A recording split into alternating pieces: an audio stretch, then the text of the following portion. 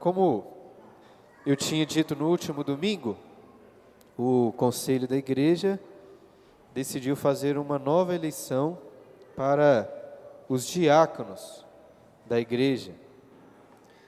E para isso, para fazer essa eleição, é necessário que a Igreja se prepare, para este momento, para essa eleição, assim como aconteceu recentemente com a eleição de presbíteros.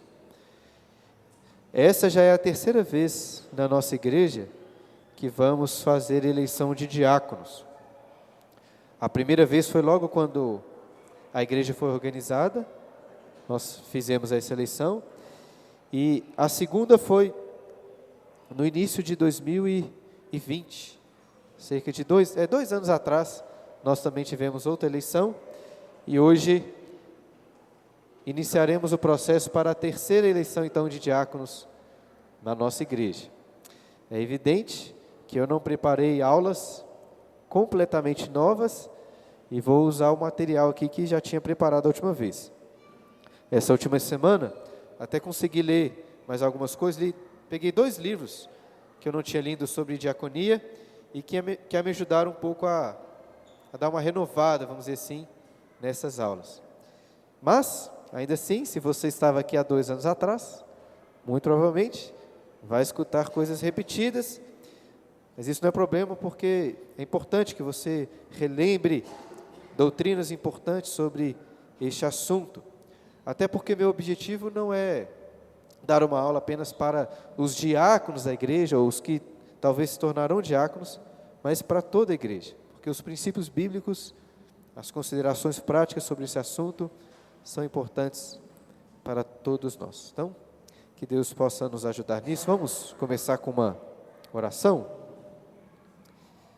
Pai querido, graças te damos por esse dia, Senhor, por esta aula de escola dominical, e te agradecemos em especial pela nossa igreja. Igreja, ó Deus, que tem, pela tua graça, servido ao Senhor, proclamado o teu evangelho, pregado a tua palavra, e cultuado, adorado o teu nome. E para servirmos, ó Deus, como igreja, precisamos de uma liderança firme, forte, bíblica, dentre os quais, ó Deus, diáconos, homens levantados pelo Senhor para servirem, em especial para cuidarem do serviço às mesas, aos necessitados. Que o Senhor levante homens, ó Deus, aqui na igreja, continue levantando, para servirem aqueles que precisam, Pai, e cumprirem essa função tão importante na vida da igreja. É o que nós oramos e pedimos em nome de Jesus. Amém. Jerônimo, um dos importantes pais da igreja, que traduziu a Bíblia para o latim, a famosa Vulgata Latina, escreveu uma carta a um jovem presbítero chamado Nepotino, e nessa carta Jerônimo, repreendendo as igrejas da sua época, ali do século IV e V, disse o seguinte para esse presbítero: muitos estão construindo suas igrejas hoje. As paredes e pilares são de mármore brilhante, os tetos brilham com ouro e os altares decorados com joias. No entanto, para a escolha dos ministros de Cristo, nenhuma atenção é dada. Eu acho que não é tão difícil de notarmos um problema semelhante nas igrejas hoje. Ainda que não sejam muitas igrejas que estejam construindo pilares de mármores e coisas com pedra e paredes com muitas joias, o fato é que muito esforço, muitos recursos têm sido destinados a assuntos de menor importância, enquanto que o zelo bíblico pela a escolha da liderança da igreja tem sido colocado em um segundo plano. E como nós vimos também em relação aos presbíteros, a escolha da liderança da igreja no Novo Testamento não é feita de cima para baixo, de uma forma centralizada. Jesus escolheu os apóstolos, mas não foram os apóstolos que chegaram nas igrejas e escolheram e determinaram quem seriam os líderes.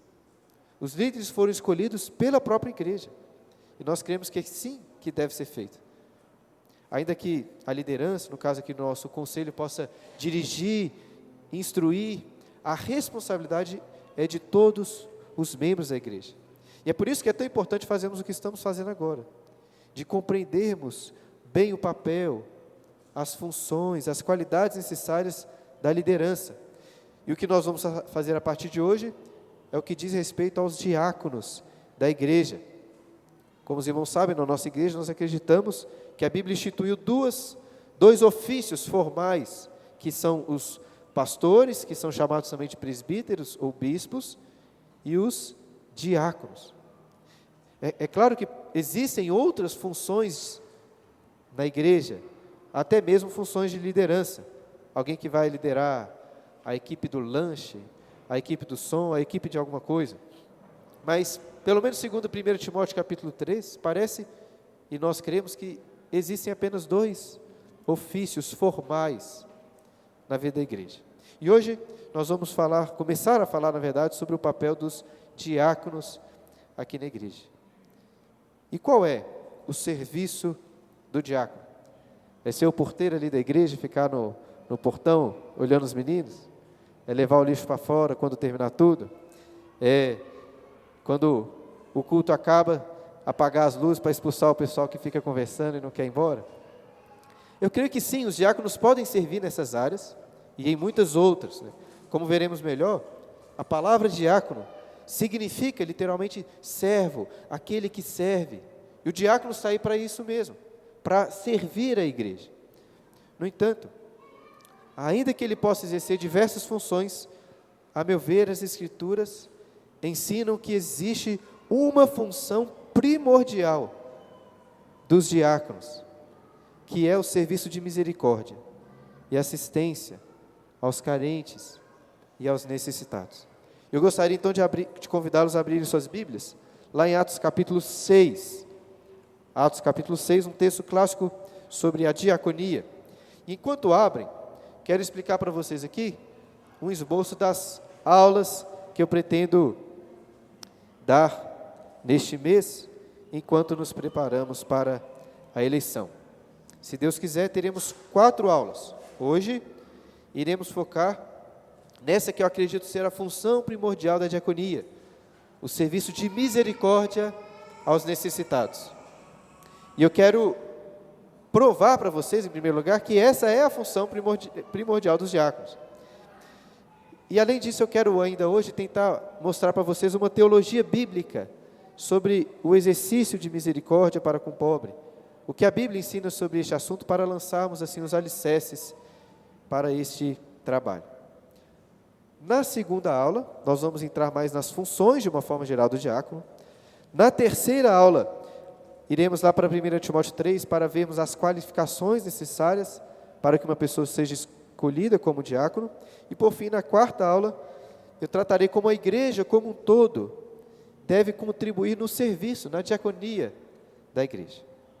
Mas agora voltemos nossas atenções lá para Atos, capítulo 6. E antes ainda de lermos o texto, vamos lembrar aqui do seu contexto.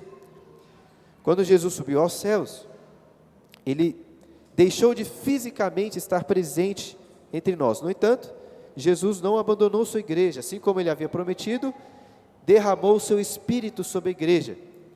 E o derramamento do Espírito cumpriu diversos objetivos. Um deles foi de equipar o povo de Deus a servir uns aos outros, a servir a igreja, inclusive a servir os mais carentes e necessitados.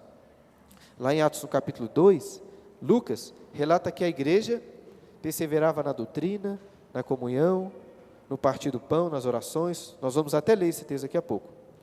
Além disso, o texto diz lá que eles vendiam e repartiam as suas propriedades, os seus bens, à medida que alguém tinha necessidade.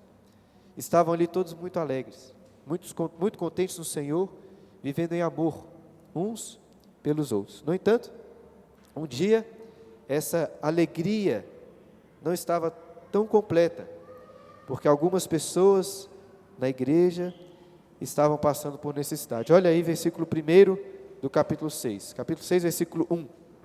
Ora, naqueles dias, Multiplicando-se o número dos discípulos, houve murmuração dos helenistas contra os hebreus, porque as viúvas deles estavam sendo esquecidas na distribuição diária. Algumas viúvas, então, estavam sendo esquecidas na distribuição dos alimentos, na distribuição diária. Eu não vou entrar aqui nos detalhes dessa questão, por exemplo, para falar o porquê das viúvas dos helenistas, que são as viúvas dos gregos, que estavam sofrendo em detrimento das viúvas dos hebreus. O importante agora é destacar que surgiu a necessidade de dar uma atenção maior ao cuidado dos necessitados, que no caso aqui eram essas viúvas gregas. Agora vamos ler até o final, até o versículo 6, do 2 ao 6. Então, os 12 convocaram a comunidade dos discípulos e disseram: não é razoável que nós abandonemos a palavra de Deus para servir às mesas. Mas, irmãos, escolhei dentre vós 7 homens de boa reputação, cheios do espírito e de sabedoria, aos quais encarregaremos deste serviço. E quanto a nós, nos consagraremos à oração e ao ministério da palavra. O parecer agradou a toda a comunidade. Elegeram Estevão, um homem cheio de fé e do Espírito Santo, Filipe, Prócoro, Nicanor, Timão, Pármenas e Nicolau, prosélito de Antioquia. Apresentaram-nos perante os apóstolos, e estes, orando, lhes impuseram as mãos.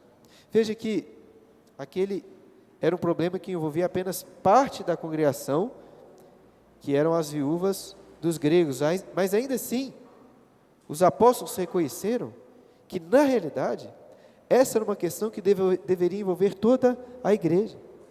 Agora, os apóstolos estavam eles mesmos incapazes de resolver esse problema. Eles já tinham muito trabalho com o ministério da oração e da palavra, como eles falam aí. De tal forma que eles convocaram toda a igreja, para que a igreja escolhesse 7 homens que iriam cuidar do serviço das mesas, que aí é uma referência a este cuidado com as viúvas, com os necessitados. E perceba no texto que não foram os apóstolos que escolheram os 7 homens. Quem que escolheu esses homens? A congregação, toda a igreja participou dessa escolha. É por isso que não é o pastor, não é o conselho que escolhe quem são os diáconos, mas toda a igreja deve participar deste processo. E o texto diz aí que este parecer apostólico agradou a toda a comunidade, e eles elegeram 7 homens, apresentaram esses homens aos apóstolos, que, impondo as mãos, os ordenaram ao serviço das mesas. Mas será que nós podemos considerar estes 7 homens como diáconos de fato? Apesar de muitas versões, talvez a sua apresentar o título assim, a instituição dos diáconos, o texto mesmo não apresenta uma referência explícita de que é isso que está acontecendo. E por isso existe muita discussão se de fato podemos considerar esses 7 homens como sendo os primeiros diáconos. Veja bem, como já disse, a palavra diácono literalmente significa aquele que serve. E aí no final do versículo 2, quando ele fala de servir as mesas, o verbo servir é exatamente o verbo diaconem, se referindo ao trabalho, ao diaconato. Mas, ainda que esteja aparecendo este verbo, isso não significa necessariamente que o texto está falando de um ofício. Até porque o termo diácono é muitas vezes usado para se referir a pessoas que estão servindo umas às outras de uma forma geral. E assim, muitas questões podem ser levantadas sobre essa discussão, mas apesar dessa possibilidade, eu creio que sim, em Atos 6, estão sendo instituídos os primeiros diáconos da igreja. Esse ofício está sendo instituído, algo que depois o apóstolo Paulo vai continuar utilizando em suas cartas. E 3 considerações principais me levam a pensar que aqui encontramos os diáconos. Em primeiro lugar, veja que o texto apresenta uma justificativa muito específica para essa nova posição, que é a justificativa que os apóstolos não abandonassem o ministério da palavra e da oração. E essa necessidade é uma necessidade das igrejas como um todo. Eu acho que é razoável entendermos, por isso, que aqui não se trata de uma função para uma época específica, apenas para aquele contexto, mas uma função que se perpetuará nas igrejas, por causa da sua necessidade. Em segundo lugar, veja que ocorreu aí no final do versículo 6, uma ordenação com imposição de mãos, o que parece indicar um ofício sendo instituído, um serviço formal na igreja. Ou seja, estes homens não são servos comuns, mas são pessoas separadas, com uma responsabilidade recebida pela igreja, através dessa ordenação.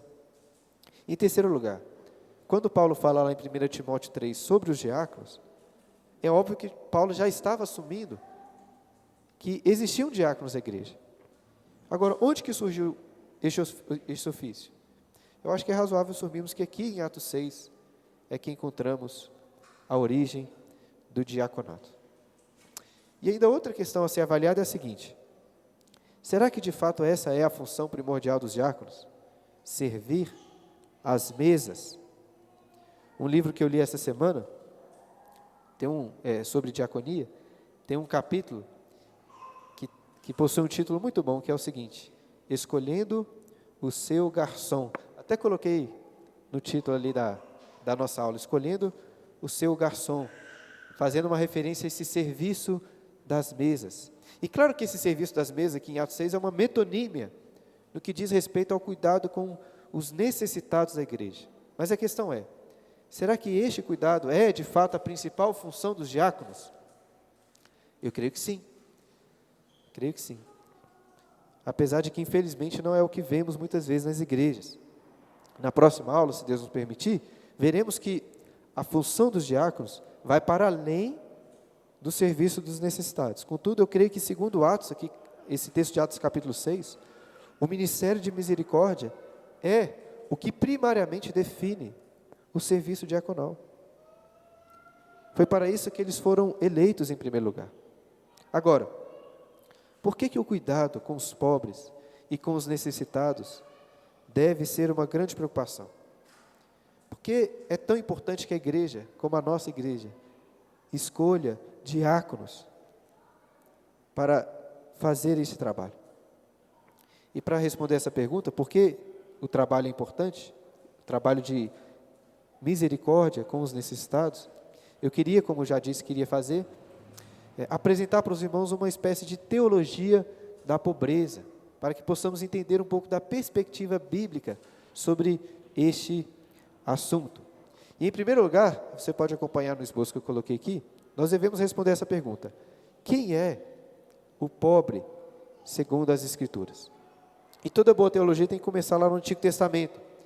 Se queremos entender o que é pobreza e como Deus quer que lidemos com a pobreza, devemos começar aí no Antigo Testamento.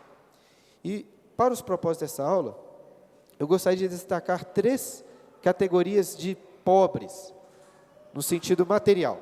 É claro que existe uma pobreza no sentido espiritual, mas não é sobre isso que eu vou falar hoje. Eu li inclusive um livro muito bom da última vez, de um pastor chamado Cornelius Van Dam. Excelente livro sobre diaconia, pelo menos dos que eu li é o que eu mais gostei. E ele apresenta essas 3 categorias aí. Eu não acho que essa é a única categorização possível que você pode fazer, mas ela vai nos ajudar nos propósitos dessa aula. Em primeiro lugar, a primeira categoria, vamos dizer assim, que a Bíblia apresenta de pessoas pobres, é a que nós podemos chamar de miserável. Em resumo, o miserável é aquela pessoa que não possui condições materiais básicas para sobreviver. Ela não tem nada. Esse texto que eu coloquei aí, de Êxodo 23, versículo 11, é um texto que apresenta uma lei que ensinava que parte da produção agrícola deveria ser deixada para que os pobres pudessem entrar nos campos e colher ali algo para comerem. Eram pessoas completamente pobres, que não teriam alimento nem para o dia posterior, e que precisavam desses cuidados mais básicos para sobreviverem. Uma segunda categoria, que coloquei apenas como pobre, não é de uma pessoa necessariamente que não possui nenhuma condição de sobrevivência, mas é uma pessoa de condição mais simples. É uma pessoa que tem o que comer, ela tem o que vestir, ela tem onde morar, mas ela não tem muito mais do que isso. Essa lei lá em Levítico 14, 21, fala sobre algumas ofertas, ao falar sobre algumas ofertas, fala de algumas pessoas pobres que poderiam ofertar uma quantia menor e que ainda assim poderiam participar junto com os demais. Existiam pessoas pobres naquele contexto. Em terceiro lugar, uma terceira categoria, que a Bíblia fala muito, é daqueles que são oprimidos ou injustiçados. Eram pessoas fracas, pessoas sem influência, e que muitas vezes sofriam nas mãos dos juízes em Israel. Eu coloquei esse texto de Isaías, porque é um dos vários exemplos na Bíblia de profetas exortando os líderes em Israel, os juízes, por oprimirem essas pessoas fracas, essas pessoas que não tinham como se defender. No Antigo Testamento, geralmente se encaixavam em uma dessas três categorias, ou até em mais de uma delas, aqueles que eram órfãos e as viúvas. Veja bem, em uma sociedade muito agrícola como aquela, que dependia muito da força física, as mulheres viúvas, as crianças, não tinham muita opção de trabalho, de subsistência. Se elas não tivessem um marido, se elas não tivessem um pai para protegê-las, para defendê-las, elas ficavam completamente desamparadas. E é por isso que o Antigo Testamento e o Novo Testamento também fala tanto sobre o cuidado com essas pessoas, os órfãos e as viúvas. Então, apenas uma categorização para nós termos uma ideia distinta. Quando falamos de pobre, falamos às vezes de pessoas muito miseráveis, pessoas que têm pouco, ou pessoas que estão sendo oprimidas. E agora, uma outra questão muito importante a ser investigada é a seguinte: quem era responsável por cuidar e proteger essas pessoas? Em primeiro lugar, o Antigo Testamento coloca de forma muito clara a responsabilidade sobre a família. Pense numa viúva pobre. Ela tinha duas opções iniciais. A primeira seria se casar novamente com seu cunhado, cumprindo aquela lei do levirato, de forma que o cunhado não iria apenas cuidar daquela viúva, como iria suscitar uma descendência do irmão falecido. E pelo que parece, essa lei não se restringia apenas ao cunhado, aos irmãos, mas ao núcleo familiar até um pouco mais distante, algum outro parente. Nós vemos um exemplo disso lá no livro de Ruth, quando um parente um pouco mais distante assume esse papel. A segunda possibilidade para essa viúva seria voltar para a casa dos seus pais, onde seria cuidada ali. O ponto que eu quero destacar é o seguinte: os familiares são os primeiros responsáveis por cuidar dos pobres. Enquanto os laços familiares fossem fortes em Israel, os órfãos, as viúvas, seriam sempre bem cuidados. Agora, no caso de uma pessoa não ter o suporte da família, existiam leis para que a comunidade em Israel como um todo cuidasse dessa pessoa. E nós precisamos ter em mente aqui que a comunidade, o povo escolhido de Deus, era, entre aspas, a igreja daqueles dias, era um povo de Deus. Essas pessoas deveriam viver em comunhão umas com as outras, amando a Deus, como a lei ensina, amando a Deus acima de todas as coisas, e o próximo como a si mesmo. Eles deveriam cuidar uns dos outros. E as leis do Antigo Testamento exigiam para o povo basicamente duas coisas. Você puder, abra lá em Deuteronômio capítulo 15. Deuteronômio capítulo 15, a partir do versículo 7. As leis então exigiam basicamente duas coisas. A primeira era que a justiça fosse feita em relação ao pobre. Uma coisa muito importante que a lei exigia é que o pobre não poderia ser desfavorecido, oprimido, tratado com desdém em favor daqueles que eram ricos. Mas em segundo lugar, a lei exigia que a caridade, o cuidado, deveria ser exercido para com essas pessoas. Olha aí, Deuteronômio 15, versículo 7. Quando entre ti houver algum pobre de teus irmãos, em alguma das tuas cidades, na tua terra que o Senhor teu Deus te dá, não endurecerás o teu coração, nem fecharás as mãos a teu irmão pobre. Antes, lhe abrirás de toda a mão e lhe emprestarás o que lhe falta, quando baste para a sua necessidade. Guarda-te que não haja pensamento vil no teu coração, nem diga: está próximo o 7º ano, o ano da remissão, de sorte que os teus olhos sejam malignos para com teu irmão pobre, e não lhes dê nada, e ele clame contra ti ao Senhor e haja em ti pecado. Livremente lhe darás, e não seja maligno o teu coração quando lhe deres, pois por isso te abençoará o Senhor teu Deus em toda a tua obra e em tudo o que empreenderes. pois nunca deixará de haver pobres na terra. Por isso eu te ordeno, livremente, abrirás a mão para teu irmão, para o necessitado, para o pobre na tua terra. Vejam que a ideia é exatamente essa, que as necessidades dos pobres da comunidade deveriam ser todas supridas. Haveriam pobres, mas eles deveriam ser cuidados. E diversas leis tratavam sobre esses cuidados necessários. Por exemplo, a lei que exigia que, na época da colheita dos grãos, dos feixes, aqueles que caíssem deveriam ser deixados para que os pobres pudessem colher depois. Ou então a lei que dizia respeito aos empréstimos. Era comum, por exemplo, ao pedir um empréstimo, que o pobre deixasse a sua capa, o seu manto, como um penhor, de que iria pagar aquele empréstimo. Mas a lei dizia que quem emprestou dinheiro deveria devolver o manto para aquele pobre quando ficasse à noite, para que ele não passasse frio durante a noite. E essas leis não tratavam apenas das questões físicas e materiais. É muito legal ver no Antigo Testamento como os pobres tinham que ser incluídos nas festividades. Eles deveriam participar dos jantares, comer com as pessoas, nas festas, nas casas das pessoas, satisfazendo não só essa necessidade de comida, de alimento, mas de comunhão, de participação naquela comunidade. Os pobres deveriam ser incluídos naquele contexto. E o Estado? E o magistrado civil? Qual o papel deles? Será que tinham obrigação para com os pobres? Eu acho que para tratar desse assunto, em primeiro lugar, a gente tem que tomar muito cuidado para não colocar os nossos problemas, o nosso contexto político atual, nas Escrituras, visto que o governo civil em Israel era muito diferente do que nós temos hoje.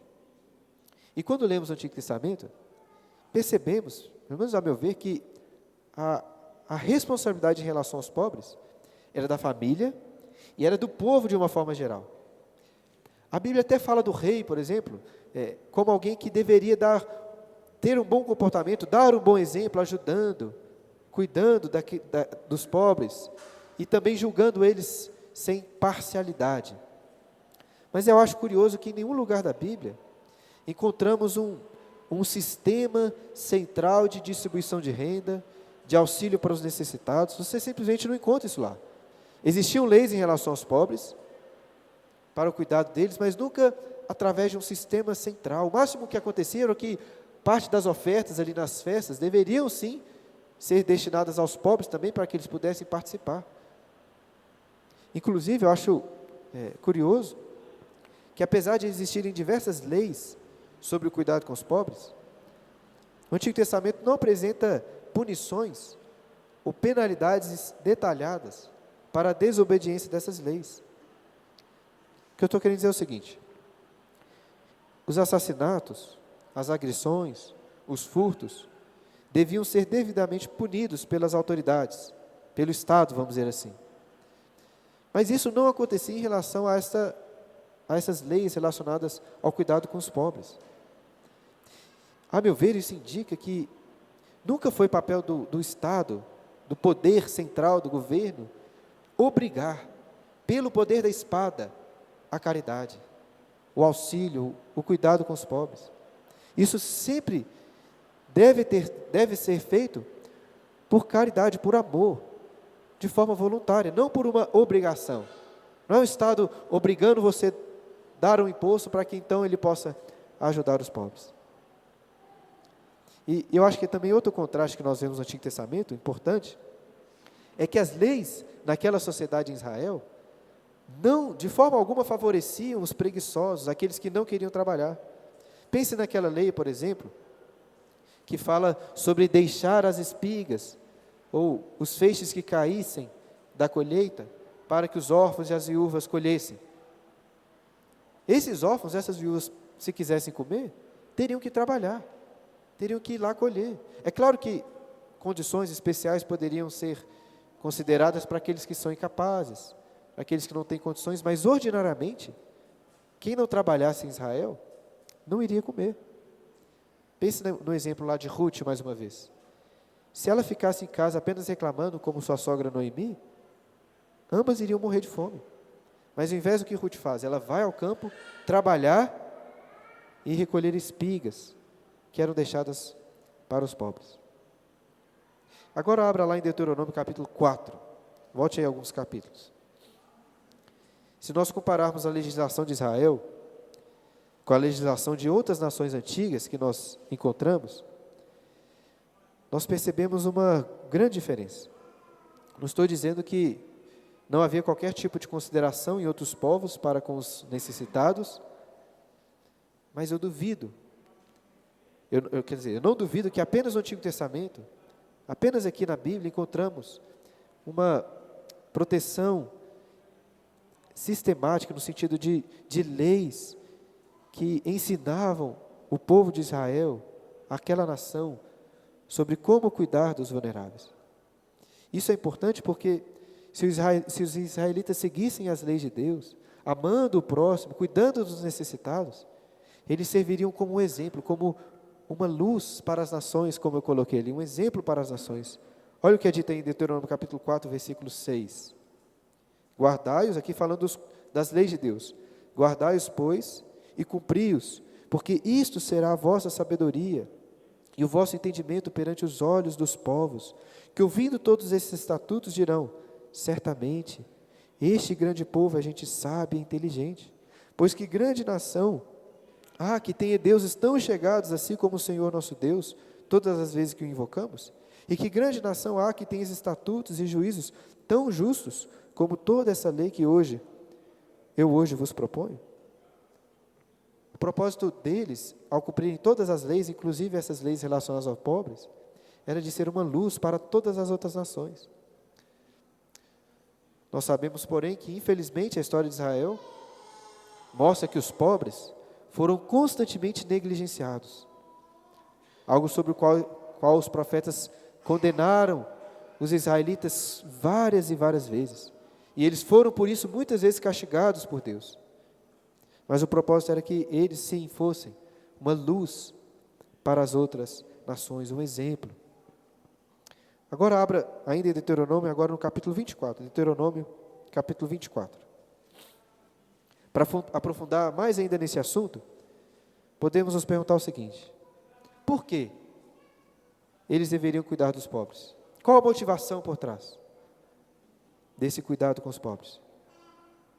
Aí em Deuteronômio capítulo 24, após passar por diversas leis que dizem respeito ao cuidado com os necessitados, o Senhor diz assim no versículo 18, 24, 18: lembrar-te-ás de que foste escravo no Egito e de que o Senhor te livrou dali, pelo que te ordeno que faça isso. Aí ele continua com outras regras e diz a mesma coisa no versículo 22, olha aí: lembrar-te-ás de que foste escravo na terra do Egito, pelo que te ordeno que faças isso. Em outras palavras, é como se Deus estivesse dizendo assim: olha, vocês eram miseráveis lá no Egito quando escravos, estavam sendo duramente oprimidos, eram miseráveis, e mesmo sem merecerem, mesmo sem possuírem nenhuma riqueza, nenhum valor próprio, eu tirei vocês de lá. E por que eu fiz isso? Por amor, por graça e misericórdia, eu os amei. Portanto, vocês devem amar uns aos outros, assim como eu vos amei. Ou seja, o amor para com o pobre, para com o miserável, para com o oprimido, é, em primeiro lugar, um reflexo do próprio amor de Deus para com o seu povo. Por isso eles deveriam cuidar deles. Muito bem. Olhamos para o Antigo Testamento, mas a questão que fica para nós é como aplicar esses princípios do Antigo Testamento para a igreja hoje, para o serviço da diaconia em especial. E claro que o contexto em Israel é distante, é diferente do nosso. Inclusive o povo de Deus vive hoje em um contexto político, econômico muito diferente. Mas existem várias áreas de similaridade e de continuidade. Eu gostaria de fazer o seguinte agora. Eu gostaria de voltar em cada um desses pontos que nós levantamos em relação ao Antigo Testamento, para percebermos alguns princípios que se aplicam para a igreja hoje, em especial também para o serviço dos diáconos.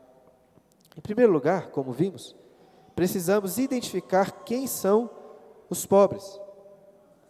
Existem aqueles que são identificados como miseráveis. São pessoas que estão passando por necessidades básicas. São pessoas que precisam de um cuidado urgente por nossa parte. Existem também aqueles que são considerados pobres na igreja. Pessoas que têm o que comer, têm o que vestir, têm onde morar, mas não possuem muito mais do que isso. E às vezes acabam passando também por alguns apertos, algumas dificuldades. E existem também aqueles que são oprimidos.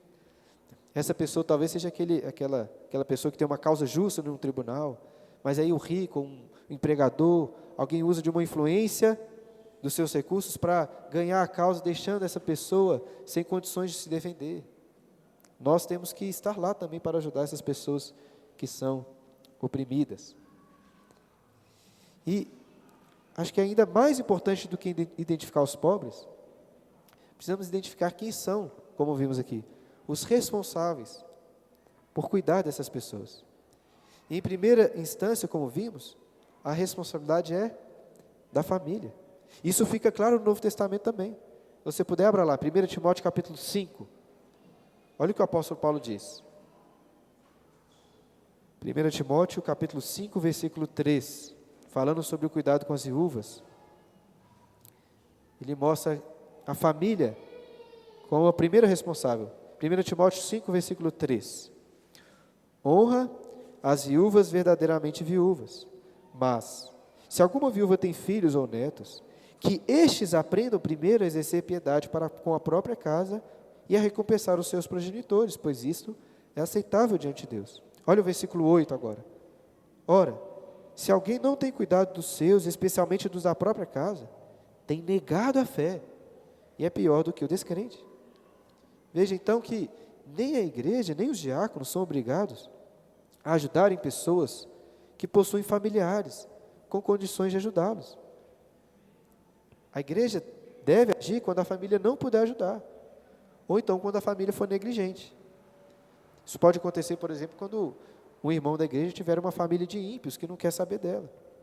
De toda forma, precisamos entender o seguinte: se é o seu parente que está passando por dificuldades e você tem condições de ajudar, não venha pedir ajuda para a igreja, ajuda financeira, porque a responsabilidade é sua. E se você negligenciar o cuidado, a igreja até pode ajudar esse seu familiar, porque ele está sendo negligenciado. Mas você, por estar errado, será exortado, será disciplinado e talvez até excluído da igreja. Olha o que Paulo diz, que quem não cuida dos da própria casa, tem negado a fé, é pior do que o descrente. Prioridade do cuidado é família. Mas além da família, falamos também que toda a comunidade em Israel, no Antigo Testamento, deveria se envolver no cuidado dos pobres. E enquanto a nação de Israel como um todo era o povo de Deus, a igreja hoje que se identifica como essa comunidade do Senhor. A igreja é uma grande família, que deve funcionar como uma família para aqueles que não possuem. Portanto, é o nosso dever sim cuidar dos irmãos da fé. O que Paulo fala aqui sobre a família, acho que se aplica à igreja também. Veja, se existem irmãos nossos aqui na igreja, que estão sendo negligenciados, que estão passando por dificuldades, e nós não fazemos nada, nós estamos negando a fé. Isso é muito sério. Estamos sendo piores que os descrentes, se existem pessoas sofrendo assim no nosso meio. O amor, o cuidado para com os necessitados, é um dever de todos nós. Inclusive, eu acho que se você encontrar aqui na igreja pessoas que estão passando por dificuldades, e você pode ajudá-las, eu acho que você mesmo que deve ajudar. Eu não acho que a gente sempre tem que levar, ou trazer, para a igreja, ou para a diaconia, essas questões, essas ajudas. Infelizmente, a gente é muito treinado numa visão muito centralizadora das coisas, muito institucional, porque, infelizmente, é assim como as coisas são no nosso país, em muitos lugares, nessa visão institucional da caridade. Às vezes podemos pensar assim, olha, eu estou contribuindo para a igreja, estou dando lá o meu dízimo, as minhas ofertas, exatamente para que a igreja possa cuidar dos necessitados. E é verdade que a igreja deve fazer isso, mas eu não acho que devemos sempre colocar a responsabilidade sobre a instituição da igreja, mas podemos fazer isso como uma igreja mais orgânica, de uma forma mais individual, mais privada. É claro que em algumas situações, que a ajuda terá que ser mais sistemática. Os diáconos podem, os diáconos devem participar, eles devem inclusive instruir os irmãos da igreja nas maneiras como eles ajudam o próximo. Mas veja, se é uma ajuda pontual, que surgiu para você, que está dentro da sua capacidade, eu acho que Deus não quer que você procure o diácono. Eu acho que Deus quer que você mesmo ajude aquele seu irmão. Hoje nós vamos ter tempo para falar aqui sobre o cuidado com aqueles que estão fora da igreja. No Antigo Testamento até existiam leis para cuidado com os estrangeiros, mas em especial essas leis diziam respeito aos estrangeiros que viviam em Israel. E obviamente eu não estou querendo dizer que não devemos ajudar pessoas que estão fora da igreja, ímpios. Pelo contrário, nós também devemos amá-los, devemos ajudá-los. Eu vou falar sobre isso em outras aulas. Mas há uma diferença no que diz respeito aos irmãos da fé. Inclusive no que diz respeito ao papel de diácono. É como Paulo diz lá em Gálatas capítulo 6, versículo 10, se não me engano. Fazer o bem a todos, mas em especial, mas principalmente, aos da família da fé. E como vimos também, essa ajuda não precisa ser apenas com as necessidades materiais de uma pessoa, ajudando a comprar comida, ajudando a pagar as contas mais básicas. Abra lá em Atos capítulo 2, olha só o que o texto diz lá. Já citei esse texto, mas eu quero que a gente lê agora. Atos capítulo 2, versículo 42.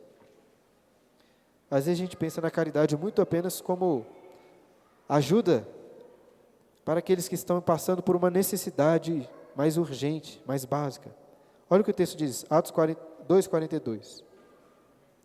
E perseveravam na doutrina dos apóstolos e na comunhão, no partir do pão e nas orações. Em cada alma havia temor, e muitos prodígios e sinais eram feitos por intermédio dos apóstolos. Todos os que creram estavam juntos e tinham tudo em comum. Vendiam suas propriedades e bens, distribuindo o produto entre todos, à medida que alguém tinha necessidade. Mantenha sua Bíblia aberta aqui, daqui a pouco voltaremos para esse texto, para a continuação dele. Mas veja aí, nessa parte, que, por um lado, o texto termina falando sobre ajudar alguém que está em necessidade. E como vimos em relação às viúvas, lá no Atos capítulo 6, era comum que as pessoas não tivessem nem o pão diário para a comida, para o seu sustento diário. Eu acho até que, em certa medida, essa é uma realidade um pouco distante da nossa. Graças a Deus, aqui, no contexto em que a gente vive, pelo menos em cidades grandes, alimentos básicos são muito acessíveis, são muito fáceis de termos acesso. Eu acho até pode acontecer de uma pessoa ficar sem dinheiro para fazer um mercado do mês, uma coisa assim, mas ficar sem comida é muito difícil. Encontrarmos pessoas em cidades grandes, por exemplo, que não tem nada nem o que comer. Ainda que possa acontecer, eu acho que é muito mais difícil do que como era naquele período. Por isso que eu acho que lá em Atos, geralmente quando as pessoas compartilhavam os bens, geralmente era para atender necessidades básicas mesmo, que as pessoas tinham mais essa necessidade. Mas por outro lado, olha aí o versículo 44. O texto diz que aqueles irmãos tinham tudo em comum. E isso aqui não tem nada a ver com comunismo, porque o comunismo depende de um controle central para dividir os recursos. Essas ajudas aqui aconteciam de uma forma orgânica, voluntária. E essa parte do texto me faz pensar que, além de atender às necessidades mais básicas dos pobres, nós devemos compartilhar o excesso de bens que nós temos com aqueles que têm menos do que nós. Eu creio que todos nós, pelo menos a maioria, aqui, tem mais do que o básico, tem mais do que o necessário para comer, vestir, uma casa para dormir. Às vezes, vai ter um irmão na igreja que não tem nenhuma necessidade. Ele está com as contas pagas, mas ele não tem muito mais do que isso. E eu acho que, em caso assim, nós podemos nos unir para talvez ajudar essa pessoa. Por exemplo, ajudar essa pessoa dividindo os nossos bens para comprar um carro melhor, para comprar uma geladeira, para comprar um sofá mais confortável. Sei lá, até oferecendo para pagar a pizza que a gente pediu aqui no rateio em uma reunião qualquer. Ou então, sei lá, surgindo a necessidade de reformar a casa, alguma coisa, consertar o carro. Nós podemos ajudar essas pessoas para aliviar um pouco as contas dela. Veja, eu não estou falando aqui de necessidades básicas, sabe, de uma conta de luz, de uma compra, mas são coisas que iriam ajudar muito. Né? Você não precisa de comprar um carro para a pessoa, mas sabendo que o irmão precisa de consertar o carro, você pode oferecer ajuda para pagar pelo conserto dele. Eu sinceramente acho que nós precisamos aprender a ter essa vida mais em comunidade, entendendo que se eu tenho a mais, eu posso dividir, eu devo dividir melhor os bens que eu tenho com aqueles que possuem menos. E talvez 1 milhão de argumentos possa surgir na sua mente, como surge na minha, dizendo assim, essa pessoa está assim porque ela não sabe lidar muito bem com as finanças, por isso que ela está tão apertada.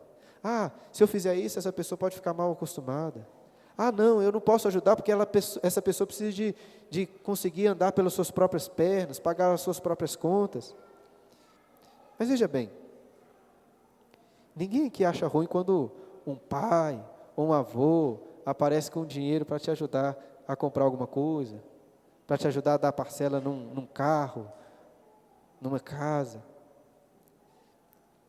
Se o irmão da igreja tiver, de fato,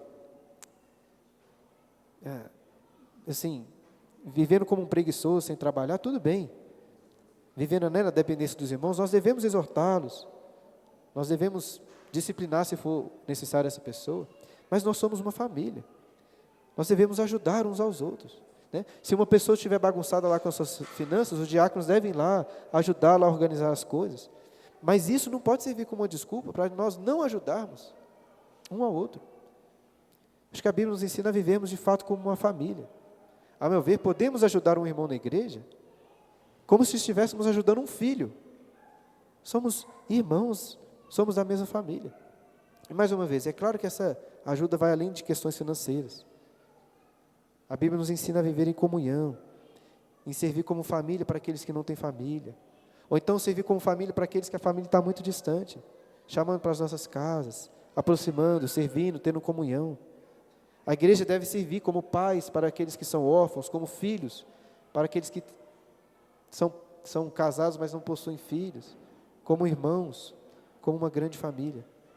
Portanto, eu acho que todos nós devemos nos prepararmos para ajudar as pessoas, separar recursos para isso, colocar no orçamento, e cuidar dos irmãos da igreja como se fossem nossos próprios familiares, como se fosse um filho que eu estou cuidando, como se fosse um irmão, como se fosse o meu pai. Nós devemos fazer isso, sacrificando não só o nosso dinheiro, sacrificando o nosso tempo, sacrificando o nosso conforto, em favor dessas pessoas. E o Estado, caminhando aqui já para o fim. Não quero entrar nos detalhes desse assunto, é um assunto complexo, mas, em resumo, eu creio que a Bíblia nos ensina, os princípios bíblicos apontam para uma descentralização da caridade. Não é função do governo cuidar dos pobres. É função nossa, da igreja. Não devemos descansar no Estado. A caridade, pelo que a Bíblia ensina, tem que ser voluntária. Estou falando que quando o Estado fizer isso, você não pode ir lá e se aproveitar do que o Estado tem para oferecer. Não estou falando isso. Mas não podemos descansar nisso. Até quando a igreja ajuda como instituição, veja bem, a igreja não faz isso obrigando as pessoas a pagarem impostos, como o Estado faz. Porque todas as ofertas aqui da igreja são voluntárias.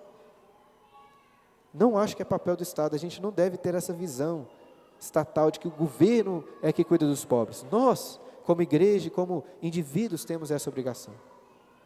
E onde que entram os diáconos dessa história aí? Não existiam diáconos lá no Antigo Testamento. Não existiam. Isso é uma coisa que nós vemos aqui no Novo Testamento. E quando olhamos o Antigo Testamento, vimos lá que a ênfase do cuidado era mais em relação à família e à sociedade como um todo. Mas agora, no Novo Testamento, lá em Atos capítulo 6, vimos claramente que o diaconato foi instituído para atender essa necessidade da igreja.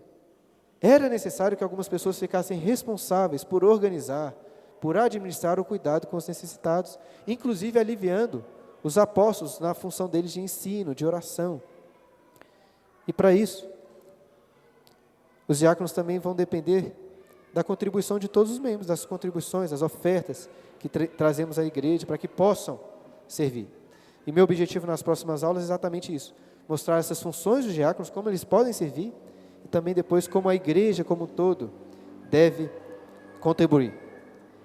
Visto que um diaconato forte será assim uma grande bênção para a igreja, não apenas por demonstrar este amor, este cuidado de Cristo, mas também permitir que as demais atividades da igreja, os pastores, por exemplo, possam exercer melhor a sua função, dedicar o seu tempo à pregação e à oração.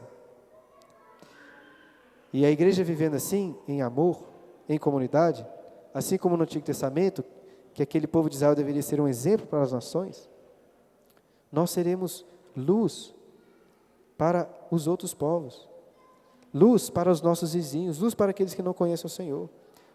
Olha lá agora em Atos capítulo 2, na continuação daquele texto, Atos capítulo 2, versículo 46. Diariamente perseveraram unânimes no templo, partiam pão de casa em casa e tomavam as suas refeições com alegria e singeleza de coração, louvando a Deus, olha só, e contando com a simpatia de todo o povo. Se nós vivermos em comunidade, em amor, buscando a Deus, iremos contar com a simpatia de todo o povo, seremos um exemplo para as outras pessoas. Mas percebam também nesse texto aí que a igreja não pode se resumir apenas na caridade, o texto fala de outras coisas. E aqui para, de fato, terminar, levantando a última questão, por que então nós devemos cuidar dos necessitados? Por que devemos cuidar dos pobres? Prestem atenção, irmãos, não porque o cristianismo se reduz a isso, a cuidar daqueles que são necessitados. Infelizmente, muitas pessoas, muitas igrejas pensam ou agem assim, como se a missão da igreja fosse cuidar de pobre, cuidar de oprimido. Como se ajudar um morador de rua fosse a mesma coisa do que pregar o evangelho. E não é. O cristianismo, sendo bem óbvio, é sobre Cristo e sobre a sua obra. O evangelho é uma proclamação da obra de Cristo, daquilo que Ele fez e continua fazendo, salvando pecadores. Ainda assim, nós precisamos reconhecer que o auxílio aos necessitados é parte fundamental da religião cristã. Tanto que Tiago define lá em sua carta, começa a definir a religião em sua carta, dizendo que a religião pura e sem mácula é qual? É ajudar o órfão e a viúva, visitar os órfãos e as viúvas nas suas tribulações. E por que isso? Porque essa, né, é a religião cristã, visitar os órfãos e as viúvas. Por quê? Por um motivo análogo ao que vimos no Antigo Testamento. O Senhor disse ao povo de Israel: lembrar-te-ás que foste escravo no Egito, e de que o Senhor te livrou dali, pelo que te ordeno que faças isso. Assim como Deus libertou Israel da escravidão do Egito, a Bíblia nos ensina que Cristo nos libertou da escravidão, da opressão do pecado. Então, se você realmente compreendeu o que Cristo fez, se você acredita que isso se aplica na sua vida, naturalmente você vai ter um coração mais generoso, aberto para entregar o seu dinheiro, para entregar a sua vida em favor do próximo, em serviço ao Senhor. E o que Cristo fez por nós? O que é o Evangelho? Eu gosto muito da forma como o apóstolo Paulo resume o Evangelho, lá em 2 Coríntios capítulo 8, no versículo 9, quando ele diz assim: pois conheceis a graça de nosso Senhor Jesus Cristo, que sendo rico, se fez pobre por amor de vós, para que pela sua pobreza os tornasseis ricos. Isso é o Evangelho. Nós éramos pobres, miseráveis, sem nenhum valor. Então Cristo se fez pobre para se identificar conosco, pois só assim Ele poderia ser nosso representante. E como nosso representante, Ele pagou a dívida que nós tínhamos perante Deus. Ele sofreu o castigo do inferno em nosso lugar para perdoar os nossos pecados. Mas não só isso, Paulo diz que pela sua pobreza, Ele nos fez ricos. E ninguém é rico simplesmente por ter uma dívida paga. Se você tinha uma grande dívida e ela foi paga, ótimo, mas você está no zero. Você está duro ainda, você não tem dinheiro nenhum, mas a Bíblia nos diz que Cristo nos fez ricos. E como que Ele fez isso? Ele fez isso cumprindo a justiça em nosso lugar, alcançando para nós as riquezas da vida eterna através da sua obediência. Isso é o Evangelho. Acho que às vezes a gente não fica tão entusiasmado assim em servir ao próximo, porque não compreendemos muito bem o que Deus fez em nosso favor, o que Cristo fez por nós. Porque se realmente meditarmos e compreendermos esse amor, essa graça, teremos um coração mais generoso. Considerando aquilo que Cristo fez por nós, é difícil de achar que podemos fazer algo demais assim por outra pessoa, ainda mais por um irmão da igreja, por quem Cristo morreu por ele também. Enfim, irmãos, é isso. Eu até passei um pouquinho hoje aqui do horário comum. A ideia dessa primeira aula era ser uma aula introdutória sobre este assunto, sobre o cuidado com os pobres, com os necessitados. E se Deus quiser, nas próximas aulas, eu vou entrar de forma mais específica no papel dos diáconos da igreja. Hoje eu quis destacar essa necessidade que nós temos de cuidado com o necessitado e com o pobre. Beleza? Nós temos aí alguns minutos para perguntas. Alguém gostaria de fazer uma pergunta? Davi. Eu queria saber se essa distribuição de Atos 6, né, desse texto que a gente leu, era uma ação para a comunidade, né, uma ação comunitária, ou para os membros da igreja? Você diz aqui Atos 6, da distribuição das viúvas, né? Entendi. Pelo que tudo indica, Davi, eram as viúvas da própria comunidade ali em Israel, né? Eram as viúvas, no caso ali dos gregos, de viúvas talvez de pessoas que abandonaram, né? Pessoas que não eram dos hebreus, né? Não eram do povo de Israel. Mas estou tentando pensar aqui em alguma evidência no texto que aponta para isso, mas parece muito que a preocupação deles era com o cuidado da igreja, até porque, pensa lá naquele texto de Atos capítulo 2, fala lá que eles viviam em comunidade e dividiam entre os irmãos, né, à medida que algum deles tinha necessidade. Isso é uma coisa importante porque, veja bem, a igreja não tem condições de ajudar todos os pobres do mundo, e a Bíblia não coloca essa obrigação sobre a igreja. Se colocasse essa obrigação sobre nós, estaríamos perdidos. Tanto que Paulo lá em 1 Timóteo, como nós lemos, fala assim, vocês devem cuidar de qual viúva? Daquelas que são verdadeiramente viúvas. E aí ele apresenta uma lista lá, dos requisitos, vamos dizer assim, para que a igreja possa colocar as viúvas na distribuição ali dos bens. Isso é importante porque veremos isso melhor na próxima aula. Eu acredito que os recursos da igreja, eu vou defender isso melhor na próxima aula, os recursos da igreja devem ser usados para ajudar apenas as pessoas da igreja. Eu disse que nós temos que ajudar as pessoas de fora, e vou falar sobre isso também, mas eu não acho que os recursos da igreja devem ser usados para isso, como muitas igrejas fazem por aí. Eu não acredito que é o que a Bíblia ensina, porque Paulo fala claramente que a viúva, para ser ajudada, por exemplo, ela tem que ser uma viúva com um histórico de piedade, de vida cristã, entende? Então, tudo isso me leva a crer que as viúvas ali eram apenas as viúvas dos crentes. Aquela ajuda era entre a igreja, só no cuidado com a igreja. Você já pensava assim também, né? Queria confirmar. Muito bom. A Renata está perguntando se historicamente tem algum motivo para ter tantas viúvas assim? Uma boa pergunta. Não sei responder assim com propriedade. Imagino que naquele período, né, muito tempo atrás, acho que as pessoas morriam mais facilmente, né? A morte era mais comum. As viúvas dos gregos, às vezes, podem ser nem só viúvas no sentido que o marido faleceu, mas mulheres que se converteram de maridos pagãos que acabaram deixando elas e eram tratadas como viúvas, né? Porque muitas mulheres se convertiam e os maridos abandonavam. Mas por que tinham tantas viúvas? Não sei. As pessoas morriam, né? É verdade, tinham muitas ali. Janaína. O microfone está chegando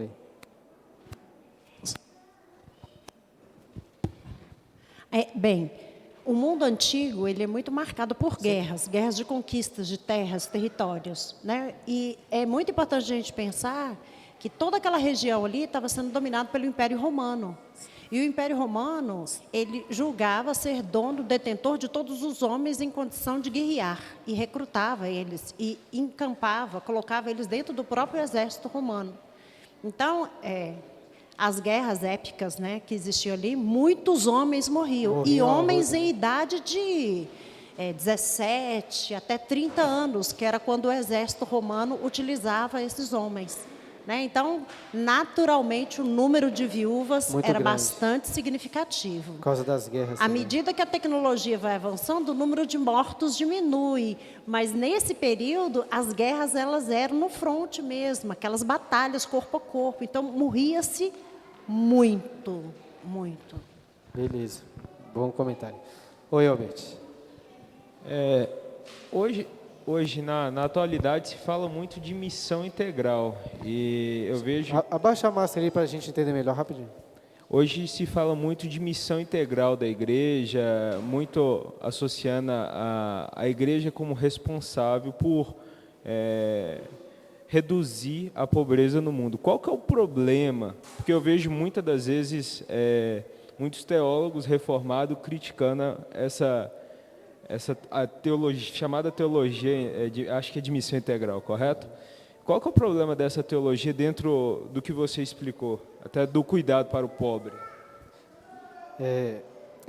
Nós vamos ter tempo para entrar tanto nessa questão, mas dando uma resposta rápida, para a gente concluir aqui, até que já deu nosso tempo. No final da aula, até falei um pouco sobre isso, ao destacar que a missão da igreja não é essa, cuidar do pobre, não pode ser reduzido a isso. A teologia da missão integral, ela é chamada assim, né, missão integral, porque ela quer incluir no trabalho da igreja de proclamação do Evangelho, este cuidado integral de todas as áreas, vamos dizer assim, do homem, o seu cuidado social, psicológico, material, etc. E veja bem, por um lado, eu acho que a gente tem que dar o braço a torcer e reconhecer que existem verdades naquilo que os proponentes da missão integral estão defendendo. Porque, como você tem em Tiago, a gente fala lá, olha, religião pura e sem mácula é visitar os órfãos e as viúvas nas suas tribulações. Então, este cuidado com os pobres, de fato faz parte da religião cristã. Mas o nosso ponto é entender como que ele faz parte. Em primeiro lugar, não faz parte porque constitui o Evangelho. O problema de proponentes da missão integral é que eles muitas vezes reduzem o Evangelho a cuidar dos pobres. Eles acham que evangelismo é ir até um lugar e levar a cesta básica, etc., e que assim estão evangelizando aquelas pessoas. E não é isso. Veja bem, uma pessoa pode ser cuidada pela igreja, ela pode, sei lá, um morador de rua, você pode tirar ele da rua, levar ele para sua casa, dar um banho nele, cuidar dele, arrumar um emprego para ele, transformar a vida dele. Mas se ele não ouviu o Evangelho, se ele não se arrepender dos seus pecados e crer em Jesus, a igreja passou longe de cumprir o seu papel, sabe? Como igreja, ação social, né? Isso, eu vejo o cuidado com o pobre como uma consequência da missão da igreja. Não como sendo a missão da igreja. A missão da igreja é aquilo que define principalmente o que ela faz, que é pregar o Evangelho e adorar a Deus. Agora, uma consequência disso é, de fato, cuidar. Em especial dos da fé, a Bíblia é muito clara em mostrar que nós temos que cuidar primeiro dos irmãos da fé, e também em relação ao próximo, né? Eu acho que, fazendo uma crítica para o nosso lado também, às vezes que somos contrários à missão integral, que às vezes nós podemos descansar muito nessa ideia seguinte, olha, a missão da igreja é pregar o Evangelho, então vou pregar o Evangelho e é isso. Mas até li recentemente, essa semana eu li um livro do Tim Keller, e o Tim Keller é um pastor que é bem justiceiro social, vamos dizer assim. Ele tem uma visão muito mais próxima dessa perspectiva de missão integral, meio, entre aspas, justiceiro social nesse sentido. Nem gostei muito do livro dele, não. Mas o Tim Keller me fez refletir melhor sobre esse assunto em alguns pontos que são os seguintes. Olha, às vezes nós avaliamos a vida cristã de uma pessoa baseado se ela lê a Bíblia, se ela ora, se ela está vindo à igreja. Às vezes a gente avalia a nossa própria vida cristã dessa maneira, né? E tudo bem fazer isso. Mas muitas vezes quando a Bíblia fala sobre a prática da vida cristã, ela fala sobre você ajudando o pobre, você ajudando o órfão, ajudando a viúva. Eu acho que a gente tem que aprender a ter um coração mais disposto mesmo, a ser generoso para com aqueles que sofrem, em especial da igreja, mas também fora da igreja. Porque um cristão que não tem um coração aberto para isso, ele está falhando miseravelmente, né? É o que eu disse aqui. Se Jesus nos tirou da nossa miséria, da nossa pobreza, para nos dar as riquezas da vida eterna, é isso que nós devemos fazer como uma consequência do Evangelho. Então eu vejo a ação social como uma consequência da missão da igreja, mas não como a missão da igreja em si, entendeu? Talvez essa seja a diferença que eu faço em relação à teologia da missão integral, né? Que quer incluir o cuidado com o pobre como sendo a parte principal da função da igreja, sendo que eu acho que é uma consequência. Não sei se os irmãos entenderam muito bem, mas eu vou falar mais sobre isso nas próximas aulas. Mas foi uma boa pergunta. De todo jeito, a gente tem que nos atentar aí para com aqueles que precisam da nossa ajuda. Vamos orar para a gente terminar? Deus Santo, graças te damos por Jesus, nosso Salvador. Graças te damos porque éramos pobres, oprimidos pelo pecado, vivendo, ó Deus, seguindo os caminhos da carne, de Satanás, mas Cristo se fez pobre por amor a nós, se identificou conosco e sofreu a nossa miséria, o castigo da nossa pobreza espiritual na cruz, para pagar a nossa dívida que tínhamos com o Senhor. Mas te agradecemos porque, além disso também, Cristo obedeceu a lei em nosso lugar, nos concedendo justiça, para que, justificados, pudéssemos receber do Senhor a vida eterna, as riquezas da vida eterna com o Senhor. Te agradecemos por isso, em nome de Jesus. Amém.